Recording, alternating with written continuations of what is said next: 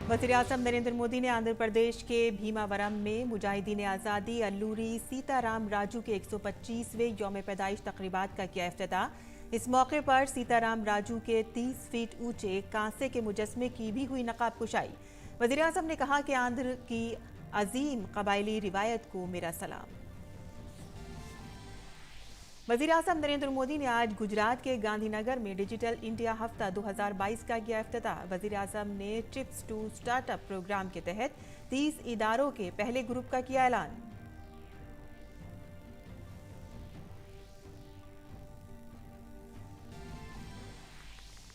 महाराष्ट्र कानून साज असेंबली में फ्लोर टेस्ट में वज़ीर आला एकनाथ शिंदे हुकूमत ने साबित की अक्सरियत। शिंदे की हिमायत में मिले 164 वोट, मुखालिफत में सिर्फ 99 एमएलए ने दिए वोट। हिमाचल प्रदेश के कुल्लू में बड़ा सड़क हादसा, बस खाई में गिरने से 12 मुसाफिरों की मौत। मौके पर राहत और बचाव का काम जारी। वज़ीर आला जयराम ठाकुर ने जाए हादसे का किया दौरा। वज़ीर आज़म नरेंद्र मोदी ने अफसोस का किया इजहार।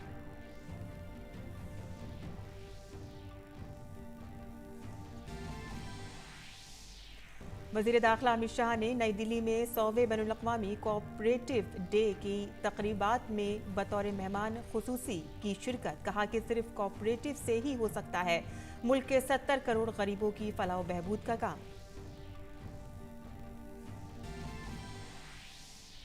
मरकजी वज़ीर तिजारत पीयूष गोयल ने रियासतों की स्टार्टअप रैंकिंग 2021 का किया ऐलान। 5 ज़ुमरों में रियासतों की दर्जेबंदी का किया गया ऐलान। गुजरात और कर्नाटक बनी बेहतरीन कारकर्दगी का मुजाहिरा करने वाली रियासतें।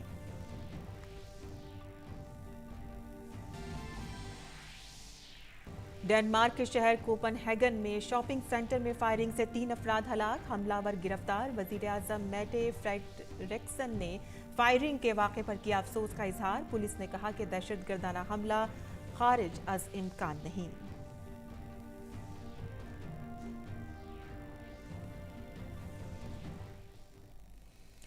भीमावरम पहुंचने पर वज़ीर आज़म नरेंद्र मोदी का रिवायती अंदाज में इस्तकबाल किया गया।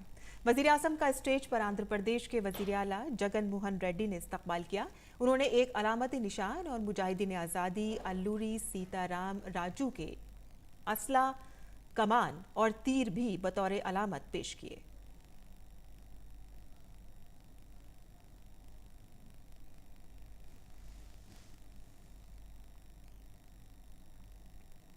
वज़ीर आज़म ने अल्लूरी सीताराम राजू के 30 फीट बुलंद मुजस्मे की नकाब कुशाई की। अल्लूरी सीताराम राजू ने ज़मीन के हुकूक के लिए जद्दोजहद की थी।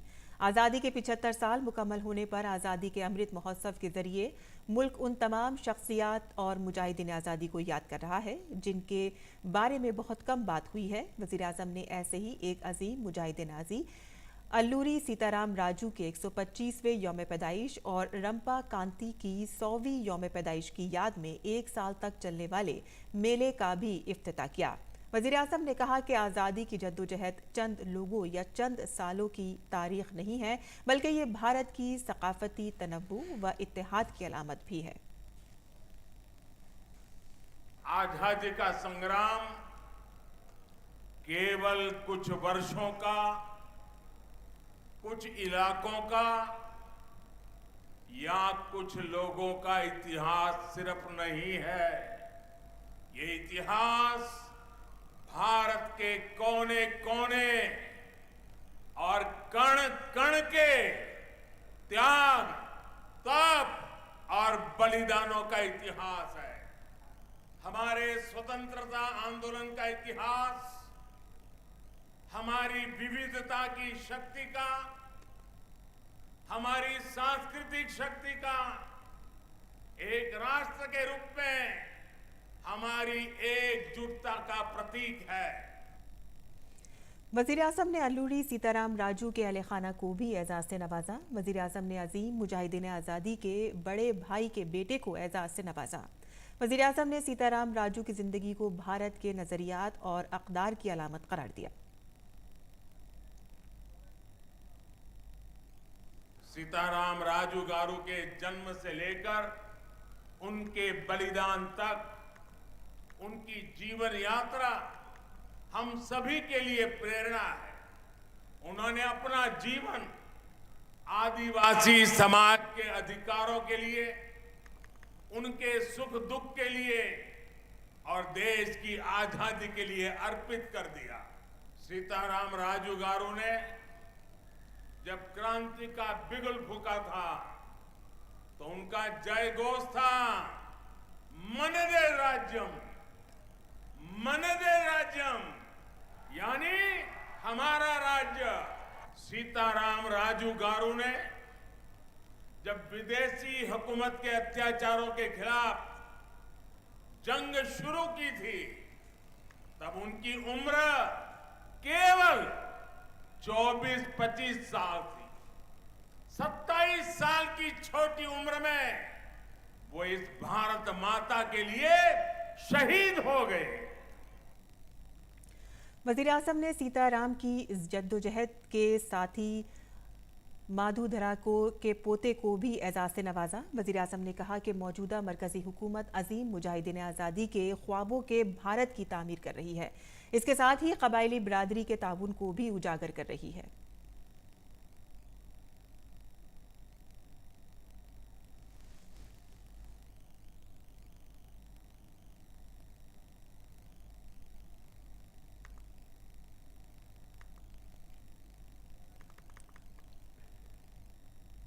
अल्लूरी सीताराम राजू ने अंग्रेजों से अपने संघर्ष के दौरान दिखाया था, दम है तो मुझे रोक लो। आज देश भी अपने सामने खड़ी चुनौतियों से, कठिनाइयों से इसी साहस के साथ 130 करोड़ देशवासी एकता के साथ, सामर्थ्य के साथ हर चुनौती को कह रहे हैं, दम है तो हमें रोक लो। वज़ीर आज़म नरेंद्र मोदी ने आंध्र प्रदेश के भीमावरम में अपने खिताब के बाद अजीम मुजाहिदीन आज़ादी पसाला कृष्णामूर्ति के अहले खाना से मुलाकात की। वज़ीर आज़म नरेंद्र मोदी ने उनकी 90 साला बेटी पसाला कृष्णा भारती से भी बात की। भारती ने वज़ीर आज़म नरेंद्र मोदी का शुक्रिया अदा किया और उन्हें आशीर्वाद दिया। वज़ीर आज़म ने उनकी बहन और भतीजी से भी मुलाकात की।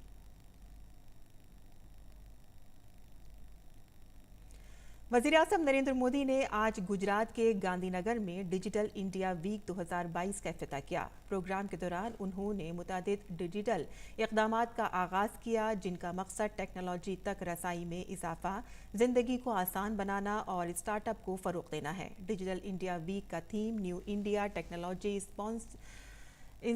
इंस्पायरेशन है। वज़ीर आज़म डिजिटल इंडिया भाषिनी का भी आगाज़ किया, जिससे भारतीय ज़बानों में इंटरनेट और डिजिटल खदमात तक आसान रसाई मुमकिन होगी और जिसमें आवाज़ पर मबनी रसाई भी शामिल होगी। वज़ीर आज़म ने डिजिटल इंडिया जेनेसिस यानी कि next generation support for innovated startup का भी आगाज़ किया। ये एक national deep technology startup platform है, जिसका मकसद भारत के टायर 2 और टायर 3 शहरों में कामयाब स्टार्टअप की दरियाफ्त करने के साथ साथ उनकी हिमायत करना, तरक्की देना और उन्हें कामयाब बनाना है। इस स्कीम के लिए कुल 750 करोड़ रुपए की लागत का तखमीना लगाया गया है। वज़ीर आज़म ने माई स्कीम का भी आगाज़ किया। ये एक सर्विस डिस्कवरी प्लेटफॉर्म है जो सरकारी स्कीमों तक रसाई को आसान बनाता है। इसका मकसद एक जगह पर मुकम्मल मालूमात से लेस पोर्टल दस्तयाब करना है, जहां सारिफीन वहां स्कीमें तलाश कर सकते हैं जिसके वो अहल हैं। वज़ीर आज़म ने 30 इदारों के पहले ग्रुप का ऐलान भी किया जो चिप्स टू स्टार्टअप यानी कि S2C प्रोग्राम के तहत ताउन के अहल हैं। S2C प्रोग्राम का मकसद अंडर ग्रेजुएट, पोस्ट ग्रेजुएट और रिसर्च की सतह पर सेमी कंडक्टर चिप्स के डिज़ाइन के शोबे में खुसूसी अफरादी क़ुव्वतों को तरबियत देना और मुल्क में सेमी कंडक्टर डिज़ाइन में शामिल स्टार्टअप की तरक्की के लिए एक मुहर्रिक के तौर पर काम करना है। दाखिला और कोऑपरेटिव के मरकजी वजीर अमित शाह ने विज्ञान भवन में कोऑपरेटिव की वजारत और national cooperative union of India NCUI के ज़ेर एहतमाम 100वें बैनुल-अक़वामी कोऑपरेटिव दिन की तक़रीबात में शिरकत की। NCUI भारत में कोऑपरेटिव तहरीक की एक आला तंजीम है जो कोऑपरेटिव तालीम और तरबियत पर मरकूज है। प्रोग्राम से खिताब करते हुए अमित शाह ने कहा कि हम एक मकाम पर पहुँच गए हैं और इस मकाम पर एक ऊँची इमारत बनाई जा सकती है। मगर मैं कह सकता हूं कि इतने सारे ऑड्स के साथ, इतनी सारी विपरीत परिस्थितियों में ये 100-125 साल में सहकारिता आंदोलन ने जो किया है, इससे मैं सहकारिता के कार्यकर्ता के रूप में बहुत संतुष्ट हूं और गौरव का अनुभव कर रहा हूं। हम एक मकाम पर पहुंच चुके, एक नींव डालने का काम समाप्त हुआ है और ये मकाम, ये मंच और ये नींव पर एक बुलंद इमारत अगर आगे हम बना सकते हैं तो मुझे विश्वास है कि सहकारिता के जो सिद्धांत है वो न केवल भारत, न केवल विकसित देश, समूचे विश्व को एक नया, सफल और टिकाऊ आर्थिक मॉडल देने का काम कर सकते हैं। तिजारत और सनत के वजीर पीयूष गोयल ने आज नई दिल्ली में रियासतों की 2021 की स्टार्टअप रैंकिंग का ऐलान किया। शोबाए बराए फरोग़ सनत और दाखिली तिजारत के मसाबकती और ताउन पर मबनी वफाकियत के भारत के विजन को फ़रोग़ देने के मकसद से रियासतों के स्टार्टअप रैंकिंग दर्जाबंदी की मश्क के तीसरे एडिशन का इनेकाद किया। इस प्रोग्राम में कुल 24 रियासतों और 7 मरकज़ के ज़ेर इंतज़ाम इलाकों ने हिस्सा लिया। 2016 में स्टार्टअप पॉलिसियों के साथ सिर्फ 4 रियासतें और मरकज़ के ज़ेर इंतज़ाम इलाके थे, लेकिन अब 30 से ज़्यादा रियासतों और मरकज़ के ज़ेर इंतज़ाम इलाकों में स्टार्टअप पॉलिसियाँ हैं। उन्होंने कहा कि रियासतों और मरकज़ के ज़ेर इंतज़ाम इलाकों में मसाबकती और ताउन पर मबनी वफाकियत का जज्बा होना चाहिए ताकि हम स्टार्टअप इंडस्ट्री में नंबर 1 बन सके। I'm sure this new mentorship program, the MART, will help us, those with ideas going up the value chain or getting support from whichever various initiatives are available either at the center or the states, help them in fructifying their ideas. But also I think if you can promote what is startup all about through the mentorship program, which would mean actually getting down to engaging with students at an early stage. Maharashtra assembly में एतमाद के vote के दौरान एकनाथ शिंदे की क़यादत वाली हुकूमत ने अक्सरियत का हिंदसा अबूर कर लिया है। मतलूबा 145 वोटों के मुकाबले में एकनाथ शिंदे को 164 वोट मिले हैं, जबकि अपोजिशन को 99 वोट मिले हैं। असेंबली स्पीकर ने इस फैसले का ऐलान किया, ताहम इस दौरान 3 MLAs आता मी या प्रस्तावावरील मतविभागणीचा निकाल जाहीर करतो। प्रस्तावाच्या बाजूने मतदान करणाऱ्या अनुकूल सदस्यांची संख्या 164 इतकी आहे व प्रस्तावाच्या विरोधात मतदान करणाऱ्या प्रतिकूल सदस्यांची संख्या 99 इतकी आहे। प्रस्तावाच्या बाजूने असणाऱ्या सदस्यांची संख्या 164 म्हणजे जास्त असल्यामुळे सदर प्रस्ताव संमत झाला असे मी घोषित करतो। ताहम इस दौरान 3 MLA असेंबली की कार्रवाई से गैर हाजिर रहे, जिसमें समाजवादी पार्टी के 2 और एक AIMIM के हैं। इस दौरान कांग्रेस के अशोक चव्हाण, विजय वडेवेकर, परिणीति शिंदे, जिशान सिद्दीकी और धीरज विलासराव देशमुख गैर हाजिर रहे, जबकि NCP के अन्ना बिस्वाड़े, संग्राम जगताप भी गैर हाजिर रहे। इतलात के मुताबिक MVA के 8 MLA वोटिंग में हिस्सा नहीं ले सके। एकनाथ शिंदे ग्रुप के विप को मंजूरी देने की महाराष्ट्र असेंबली की 9 मुंतखब स्पीकर की कार्रवाई को उद्धव ठाकरे ग्रुप ने सुप्रीम कोर्ट में चैलेंज किया है। सुप्रीम कोर्ट ने इस मामले की समाअत 11 जुलाई को मुकर्रर की है। ठाकरे ग्रुप की तरफ से सीनियर एडवोकेट अभिषेक मनु सिंह भी पेश हुए हैं। उन्होंने सुप्रीम कोर्ट को बताया है कि नए मुकर्रर करदा स्पीकर के पास विप को मंजूरी देने का इख्तियार नहीं है और ये कार्रवाई अदालत उस्मा के सामने कार्रवाई के जमूद को तब्दील कर रही है। इससे पहले एकनाथ शिंदे की बतौर वजीर आला तकर्रुरी के खिलाफ भी एक अर्जी दायर की गई थी, जिस पर अदालत बागी एमएलए की नाअहली के केस के साथ 11 जुलाई को समाअत करेगी। एक ट्रायल कोर्ट ने आज शिवसेना लीडर संजय राउत के खिलाफ बीजेपी लीडर कैरेट सोमिया की अहलिया मेघा सोमिया की तरफ से दायर हतक इज्जत के मुकदमे में अदालती समन की खिलाफ वर्जी करने पर काबिल जमानत वारंट जारी किया है। मेट्रोपॉलिटन मजिस्ट्रेट PL मोक्षी ने गुज़िश्ता माह संजय रावत के खिलाफ कैरेट सोमिया की बीवी की तरफ से दायर मुकदमे को पहली नज़र में ही दुरुस्त करार दिया था। उन्हें आज हाजिर होने को कहा गया था, लेकिन वो पेश नहीं हुए। अपनी शिकायत में मेघा सोमिया ने संजय रावत पर उनके और उनके शौहर के खिलाफ बेबुनियाद इल्ज़ामात लगाने की बात कही थी। ये इल्ज़ाम मेरा भंदिर म्यूनिसिपल कॉरपोरेशन के इलाके में बनाए गए अवामी बैतुल खला की तामीर में 100 करोड़ रुपए के गलत इस्तेमाल से मुतालिक था। केस की अगली समाअत 18 जुलाई को होगी।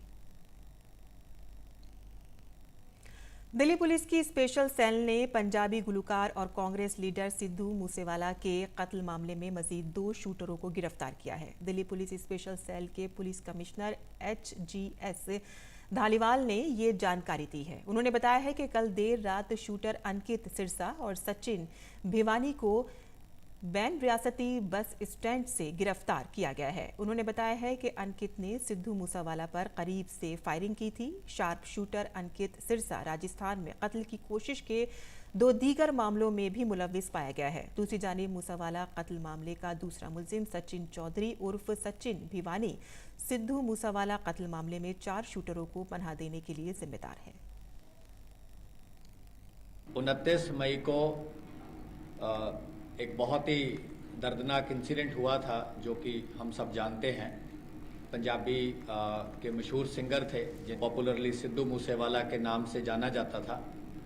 तो उनकी एक बहुत ही ब्रेजन किलिंग हुई थी। कल देर रात तकरीबन 11 बजे के आसपास हमारी टीम, जो कि लगातार 6 स्टेट में इनके पीछे लगी थी, और कल रात तकरीबन 11 बजे जब ISBT में अंकित सिरसा, जो कि सबसे यंगेस्ट शूटर था, one of the most desperate था, जिसने दोनों हाथों से फायरिंग करी, और जो सबसे करीब जाके जिसने गोलियां चलाई उसको अरेस्ट किया। जो उसका साथी था सचिन भिवानी, इसको भी इसके साथ अरेस्ट किया गया।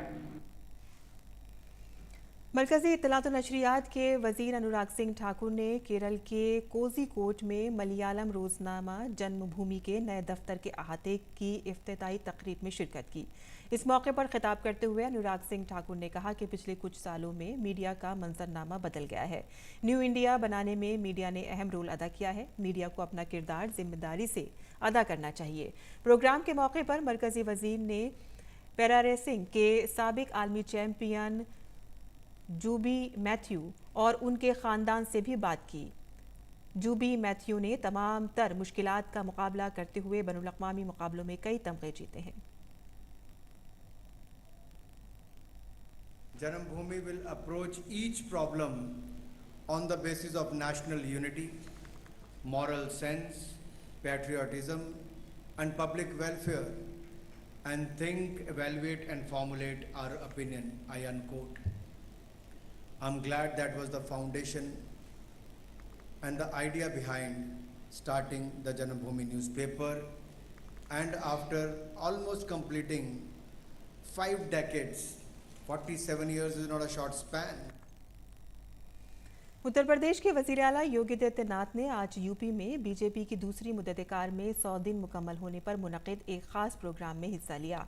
इस मौके पर उन्होंने कहा कि मुल्क की सबसे बड़ी रियासत होने की वजह से मुल्क की तरक्की में हमारा किरदार अहम हो जाता है। इस सिलसिले में हम वजीर आज़म मोदी के मुल्क की मईशत को $5 ट्रिलियन तक ले जाने के ख्वाब को पूरा करने में पूरी मदद करेंगे। इसलिए हमने रियासत की मईशत को मजबूत करने के लिए 10 अहम हदफ मुकर्रर किए हैं, जिससे हम मुल्क में $1 ट्रिलियन की मईशत की मदद कर सकेंगे। आदरणीय प्रधानमंत्री जी ने देश के लिए जो लक्ष्य निर्धारित किया है कि भारत की अर्थव्यवस्था $5 ट्रिलियन की होगी, तो स्वाभाविक रूप से उत्तर प्रदेश की भूमिका इसमें महत्वपूर्ण हो जाती है। और उत्तर प्रदेश ने आते ही हमारे मंत्रिमंडल ने सबसे पहला कार्य वे 10 सेक्टर चुने जिन पर हम व्यवस्थित कार्य योजना बना करके उत्तर प्रदेश की अर्थव्यवस्था के उस प्रेजेंटेशन को $1 ट्रिलियन तक पहुंचाने की इस कार्य योजना को हम आगे बढ़ा सके। और हिमाचल प्रदेश के कुल्लू जिले में सड़क हादसे में 12 अफराद की मौत हो गई है। कुल्लू में शेंशज के संच की तरफ जा रही एक प्राइवेट बस जंगला गांव के करीब सड़क से नीचे गिर गई। बस में 35 से 40 अफराद सवार थे। हादसा सुबह तकरीबन 8:30 बजे पेश आया। राहत और बचाव का काम जारी है। बस गहरी खाई में गिरने की वजह से मुश्किलात का सामना करना पड़ा है। वजीर आला जयराम ठाकुर जाए हादसे पर पहुंचे और राहत बचाव के कामों का जायजा लिया।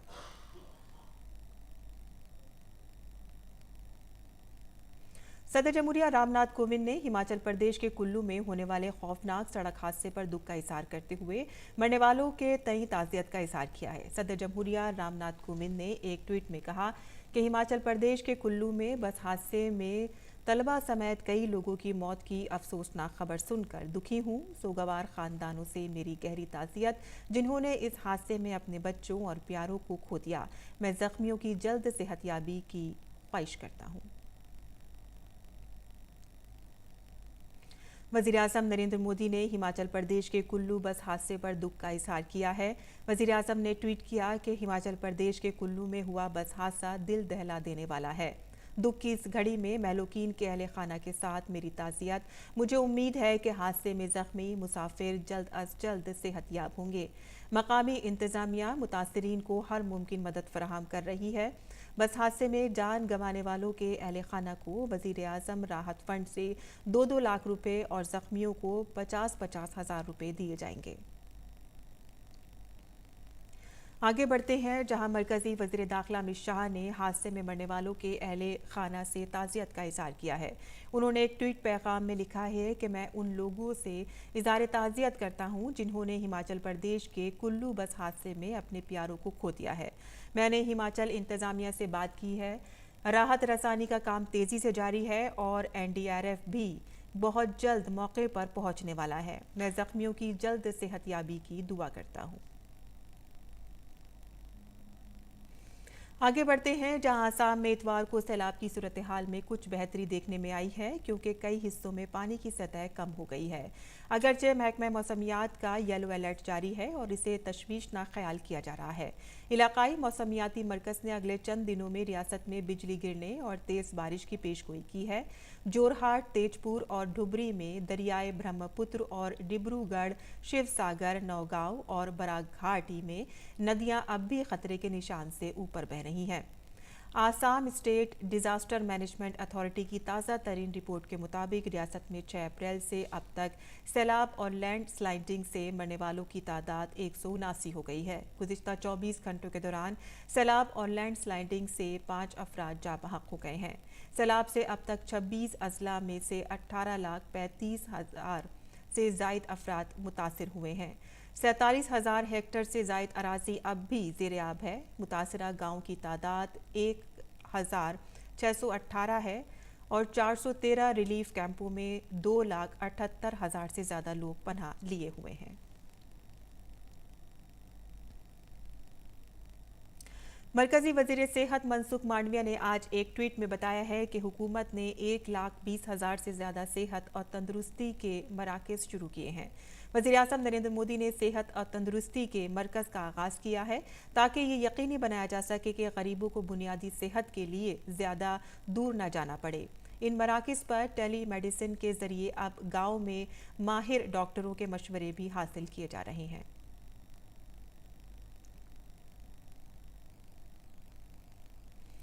वज़ारत ख़जाना ने कहा है कि हुकूमत हर 15 दिन में पेट्रोल, डीजल और ATF पर आयद एक्सपोर्ट ड्यूटी का जायज़ा लेगी। वज़ारत ख़जाना में रेवेन्यू सेक्रेटरी तरुण बजाज ने कहा है कि अगर बैनुल-अक़वामी मार्केट में खाम तेल की कीमतों में $40 फ़ी बैरल की कमी आती है तो हुकूमत अपना फ़ैसला वापस लेने पर गौर कर सकती है।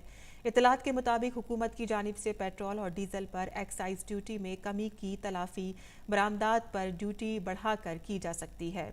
इस वक्त आलमी मंडी में खाम तेल की कीमत $108 फी बैरल के करीब है, जो चंद रोज़ कबल $120 के करीब थी। मुल्क में आज पेट्रोल और डीजल की कीमतों में कोई तब्दीली नहीं हुई है।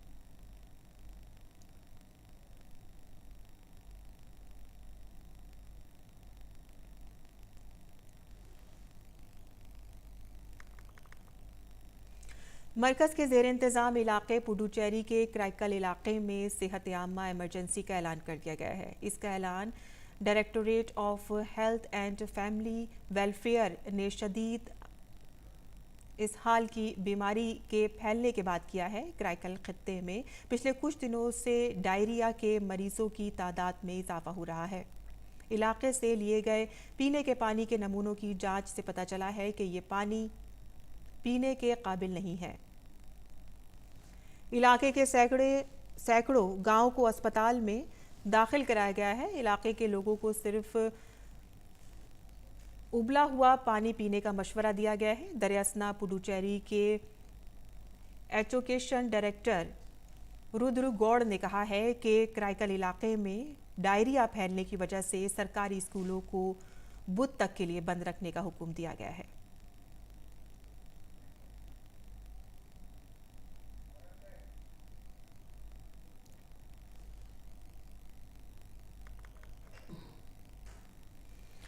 बैनुल-अक़वामी खबरों की बात करें तो डेनमार्क के शहर कोपनहेगन में एक शॉपिंग सेंटर में गोलाबारी के नतीजे में 3 अफराद हलाक हो गए हैं। डेनमार्क की पुलिस की जानिब से फायरिंग की इतलात मिलते ही लोग मैदान के शॉपिंग सेंटर से बाहर भागे। डेनमार्क की पुलिस ने एक 22 साला शख्स को गिरफ्तार कर लिया है। पुलिस ने कहा है कि उसे दहशतगर्दाना हमला करार देने से इनकार नहीं किया जा सकता। डेनमार्क के वजीर आज़म मैटे फ्रेडरिक्सन ने गोलीबारी के वाक़े पर गहरे दुख का इजहार किया है।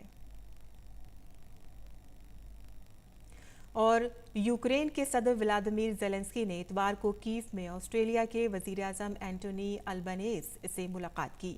मुलाकात के दौरान दोनों रहनुमाओं ने हथियारों की फराहमी और रूस पर पाबंदियों पर तबादला ख्याल किया।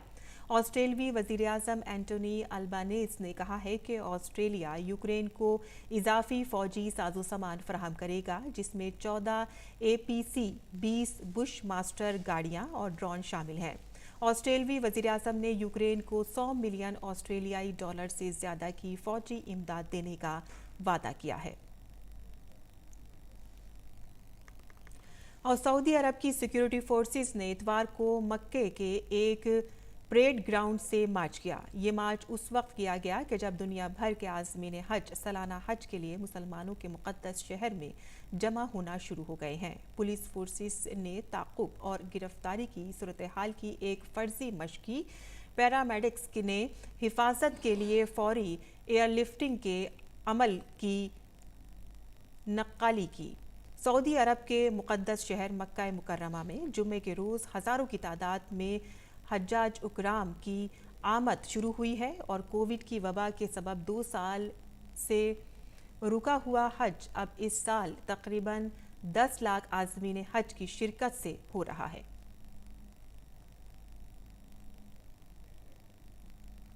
और खेल की खबरों की बात करें तो भारत और इंग्लैंड के दरमियान 5 टेस्ट मैचों की सीरीज का 5वां मैच जारी है। तीसरे दिन का खेल खत्म होने तक टीम ने अपनी दूसरी इनिंग्स में 45 ओवर्स में 3 विकेटों के नुकसान पर 125 रन बना लिए थे। चितेश्वर पुजारा 50 जबकि ऋषभ पंत 30 रन्स बनाकर क्रीज पर मौजूद हैं। दूसरी इनिंग्स में शुभमन गिल 4 रन्स और हनुमान बुहारी 11 रन और विराट कोहली 20 रन बनाकर आउट हुए हैं। भारत को अब 257 रन की मजमूई बढ़तरी हासिल है और इससे कबल भारत ने अपनी पहली इनिंग्स में 416 रन बनाए थे और इंग्लैंड को पहली इनिंग्स में 284 रन पर ढेर कर दिया था। और इसी के साथ ही हमारा खबरनामा यहीं ख़त्म पसीर होता है। हमारी पूरी टीम को दें इजाज़त। आदाब।